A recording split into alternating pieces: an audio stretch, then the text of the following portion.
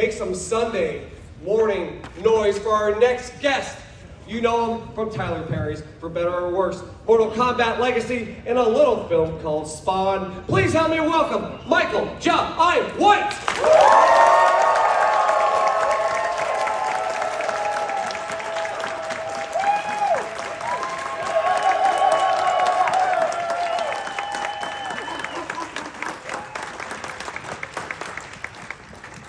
Testing. Hello, everyone. Good morning. Good morning. I feel like a kid. You're just going to be swinging. But Black Dynamite, I sell drugs in the community. That's against the law. That's against the law. Well, yeah, good morning. So how have these fine folks here in Raleigh been treating you this weekend? Very nice. I'm really having a good time being here. Thank you. Is this your first time here in the Raleigh area? I'm afraid to say so, because I think I was here a long time ago, like 7 or 8 years ago. But somebody will probably know that before I will. It feels familiar, but I haven't done one of these in about that amount of time. A convention? Yeah, I haven't done a convention in a long time. Luckily, because I've been pretty busy. Well, that's a good problem to have. Yeah. That's a good problem to have. So we're hanging out here on a Sunday morning.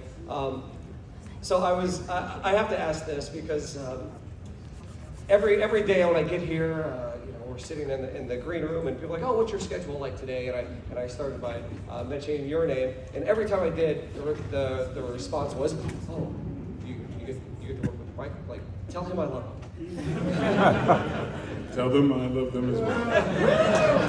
How does that feel to have that respect from your peers at shows like this? I mean, it's great, but it's a little weird for me because I so look at myself as a regular guy that does an irregular job, and so I mean, it's weird for me because I forget people. I don't see myself the way other people see me. You know what I mean? So it's always weird. And so, I mean, almost every day of my life, I don't remember that I'm recognizable. And sometimes that's good, sometimes it's bad, because I'm like, yo, man, why are you looking at me like that?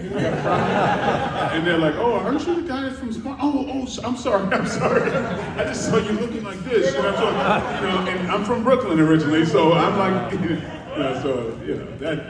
but I forget. Sometimes my wife is, she's like, no, this person recognizes you. Don't go to DEF CON 2 or whatever. And so that's like, oh shoot, that's right. Because my heroes were never actors, right? So, even though I'm in Hollywood, I'm not of Hollywood. I don't care if somebody's rich or famous. I mean, you could be a billionaire, but if you're an asshole, you're an asshole. And so it doesn't. So I've never been impressed by, the limelight or whatever. And so it's never meant anything to me. So I don't think about it meaning anything to someone else. And so I just think, you should be judged off of the person that you are. I don't care how famous you are. So those things just kind of, because I know a lot of very famous, people who, that I wouldn't put in the same category as the good people that take care of their families and who have, live a certain code or whatever. I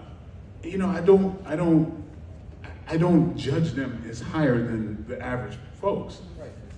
So that's the way I look at things. So I don't assume people know, or look at me that way. So yeah, long-winded way of it.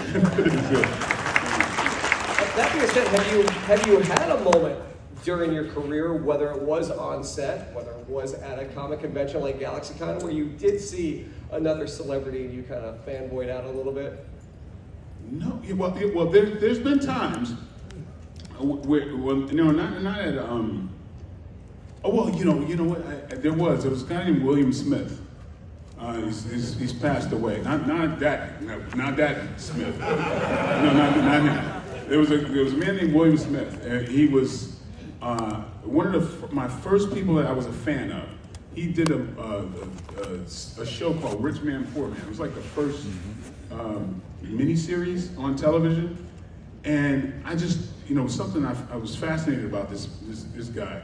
He was like a Navy SEAL, he spoke several languages, but he was really like powerful. Like he was like a man's man. He was like, he played in Westerns, he was a really tough guy.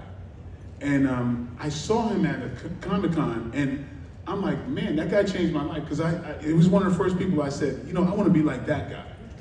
And I researched him, and I was like, this guy's not only a badass, but he's like super educated. He's really smart, and I saw him in movies with Clint Eastwood and things like that. And so I saw him at a table one time, and I just sat there fanned out like crazy. But like, because like I said before, I don't think about myself as a recognizable or celebrity. There's one time I was at an opening of some grand restaurant, and Dr. J, Julius Erving, was in the crowd, and he gets up and he's walking. I'm like, oh my God, there's Dr. J, and and he's walking, and I'm like, oh shoot, I'm in his way, right? And I'm trying to weave through the crowd, and I'm making all these arcs, and it still seems like I'm in his way. I'm like, how am I still in this man's way? And I found out, and I wound up getting trapped against the wall, and he was coming to talk to me. and he goes, hey man, I'm a big fan. I'm like, you can see me? I'm like, how's Dr. J talking to me? I'm like, I don't think about him having a television or looking at me. A fan of me? You're a fan of me? So that blew my mind. I looked like a total idiot, like, yeah, so it's kind of a trip, because to see that was like surreal for me. And I still have those times sometimes where I go, I like Sam Jackson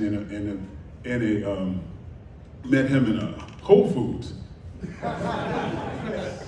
And we just started talking. I'm like, this is Sam Jackson, right? And I realized when he was talking, like we knew each other for a long time. And but it's, I have those times. I go, wait, okay, I'm on television, that's right. Huh? Speaking of